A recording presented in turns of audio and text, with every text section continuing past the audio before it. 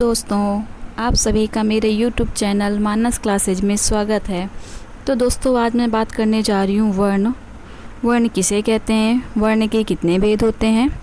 तो चलिए दोस्तों, आज हम वर्ण के बारे में जानते हैं। वर्ण हिंदी भाषा की वह छोटी से छोटी ध्वनि जिसके और अधिक टुकड़े ना किए जा सके उसे हम वर्ण कहते हैं। तो वर्णों के व्यवस्थित समूह को वर्णमाला कहते हैं। अब बात करते हैं वर्णमाला किसे कहते हैं। ध्वनि वर्ण का मूल आधार है। ध्वनि के लिखित रूप को वर्णमाला कहते हैं। अब दोस्तों, हिंदी वर्णमाला में वर्णों की संख्या 44 है, जो हिंदी बाल पोथी में 49 तथा देवनागरी लिपि में 52 होती है, जिसमें 11 स्वर हैं, 35 व्यंजन हैं। इस प्रकार से दोस्तों, व्यंजन में क्या होते हैं, 33 मूल व्यंजन है, 2 द्विगुण व्यंजन है, डा और ढा, जो हम आगे बात करेंगे। दोस्तों, बात करते हैं वर्ण के भेद। तो वर्ण के 2 भेद होते हैं, एक स्वर, दूसरा व्यंजन। अब बात करते हैं दोस्तों स्वर किसे कहते हैं। वे वर्ण जिनका उच्चारण स्वतंत्र रूप से किया जा सके या अन्य किसी वर्ण की सहायता से के बिना उच्चारण किया जा सके उसे हम स्वर कहते हैं। हिंदी के आधार पर स्वरों की संख्या दोस्तों 11 होती है, और जबकि मात्राओं की संख्या 10 होती है। जैसे कि आ, छोटा आ, बड़ा ई, ऊ, री, ए, ओ, औ, ये सब क्या है, स्वर हैं जिनकी संख्याएं 11 हैं। इसमें अंग आहा को नहीं ऐड किया गया है, और स्वरों की वो मात्राओं की संख्या 10 है। नोट, आ, छोटा आ एक ऐसा स्वर है जिसकी कोई मात्रा नहीं होती है। अब बात करते हैं दोस्तों स्वर के भेद। स्वर के भेद कितने होते हैं। स्वर के 3 भेद होते हैं, ह्रस्व स्वर, दीर्घ स्वर और प्लुत स्वर। दोस्तों, स्वर के भेद में ह्रस्व स्वर क्या होता है। ह्रस्व स्वर वह होता है छोटा आ, ई, ऊ, री, लघु मूल स्वर शब्द होते हैं।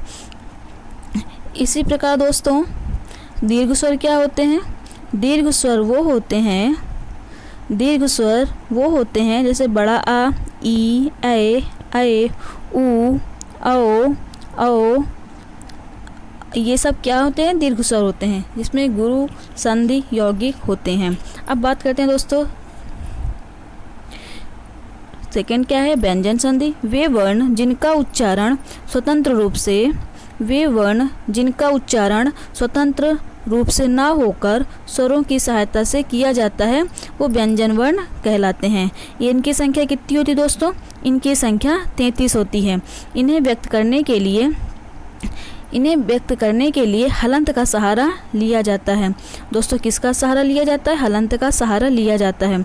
अब व्यंजन के भेद कितने होते हैं। व्यंजन के स्पर्श व्यंजन, अंतस्थ व्यंजन, ऊष्म व्यंजन, ये भी 3 प्रकार के होते हैं। स्पर्श व्यंजन दोस्तों क्या होते हैं, का से लेके माँ तक के हमारे क्या होते हैं, स्पर्श व्यंजन होती है, जिनके वर्णों की स्पर्श व्यंजनों की संख्या कितनी होती है, 25 होती है। और अंतस्थ व्यंजन क्या होते हैं दोस्तों, या, रा, ला, वा, ये कितने होते हैं, ये 4 होते हैं। अब बात करते हैं ऊष्म व्यंजन। ऊष्म व्यंजन कितने होते हैं, ऊष्म व्यंजन भी 4 होते हैं, सा, सा, हा।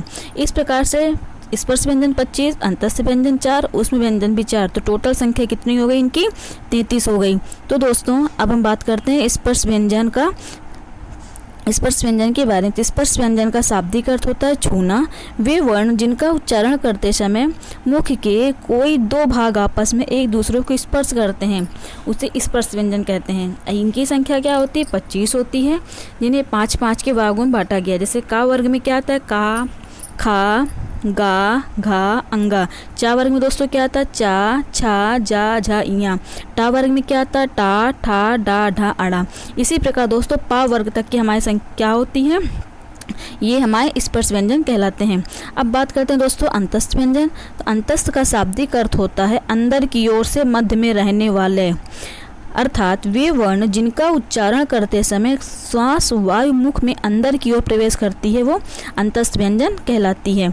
तो दोस्तों, आई होप अंतस्थ व्यंजन आप लोगों को समझ में आ गया होगा। अब दोस्तों बात करते हैं उत्क्षिप्त व्यंजन। उत्क्षिप्त व्यंजन क्या होते हैं, जिन ध्वनियों में उच्चारण में जिह्वा मूर्धा को स्पर्श कर तुरंत नीचे गिरती है, उन्हें हम उत्क्षिप्त व्यंजन कहते हैं। जैसे डा, ढ, डा, ड, ये क्या होते हैं दोस्तों, उत्क्षिप्त व्यंजन कहलाते हैं। अब इनके कुछ रूल्स हम पढ़ते हैं। रूल फर्स्ट क्या कहता है, यदि शब्द की शुरुआत इन वर्णों से हो तो लिखते समय उनके नीचे बिंदु नहीं आता है। दोस्तों माइंड करने वाली बात है, उनके नीचे बिंदु नहीं आता है। अर्थात जैसे देखते हैं डमरू, डा के नीचे देखिए दोस्तों बिंदी नहीं है। ढोलक, डलिया, ढक्कन, डाली, इनके नीचे बिंदी नहीं आती है।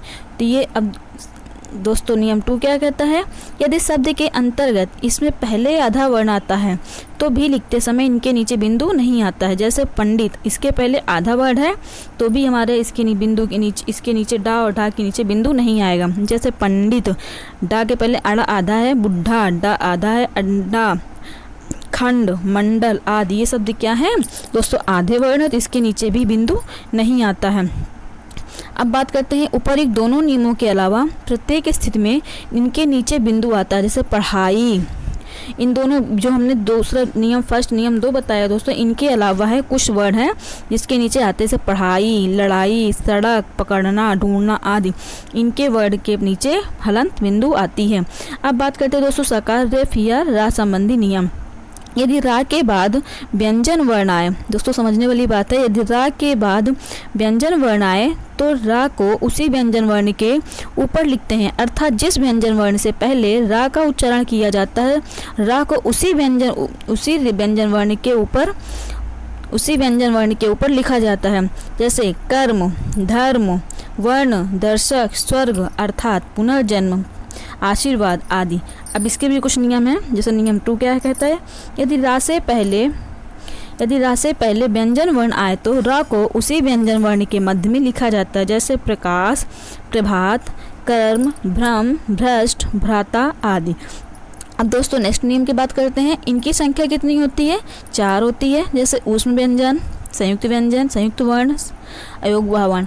दोस्तों बात करते हैं ऊष्म व्यंजन क्या होता है। ऊष्म का शाब्दिक अर्थ होता है दोस्तों गर्म। वे वर्ण जिनका उच्चारण करते समय श्वास वायु मुख से वाष्प के रूप में बाहर निकलती है वो ऊष्म व्यंजन कहलाते हैं। इनकी संख्या दोस्तों कितनी होती है, 4 होती है। उस वजह से मैंने अभी बताया आगे। ऊष्म व्यंजन सा, शा, सा, हा। अब बात करते हैं दोस्तों संयुक्त वर्ण। 2 व्यंजनों के मेल से बने वर्ण को संयुक्त वर्ण कहते हैं। जैसे छा है दोस्तों, ये बहुत ही पेपर में आने वाले क्वेश्चन है। छा है, छा का संयुक्त वर्ण क्या होता है, का, सा। ये पिछले बार के टेट में पेपर में आया था दोस्तों, इसलिए ये सब चीज़ों को माइंड करिएगा जो पेपर में बहुत ही अक्सर पूछे जाते हैं। छा, छा किससे बनता है, का के नीचे हलंत है, शा के नीचे हलंत है, ता के नीचे हलंत है, रा के नीचे हलंत है। बस दोस्तों हलंत का बहुत ही माइंड, छोटी सी चीज़ें हैं, इसको ध्यान में रखिएगा। जा है तो जा के नीचे हलंत, फिर या। इसी प्रकार दोस्तों शब्दकोश में क्या है, छा, का, खा, मतलब छा क्या बनता है, का और खा के बाद आता है। अयोगवाह वर्ण क्या होते हैं, वे वर्ण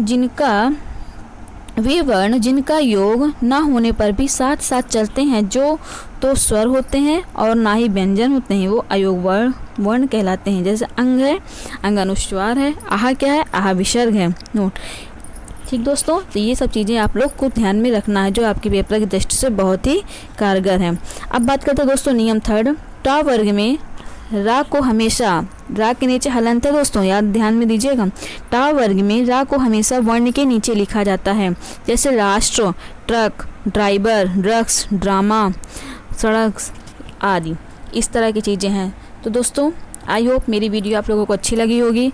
दोस्तों मेरी वीडियो को अधिक से अधिक लोगों को शेयर करें, सब्सक्राइब करें, लाइक करें, और जो क्वेश्चन में जो भी समझ प्रॉब्लम हो वो कमेंट सेक्शन में ज़रूर मुझे बताएं, और प्रेस बेल आइकन को ज़रूर प्रेस करें जिससे मेरी सारी वीडियो के आगे आने वाली नोटिफिकेशन आप तक पहुंच सके।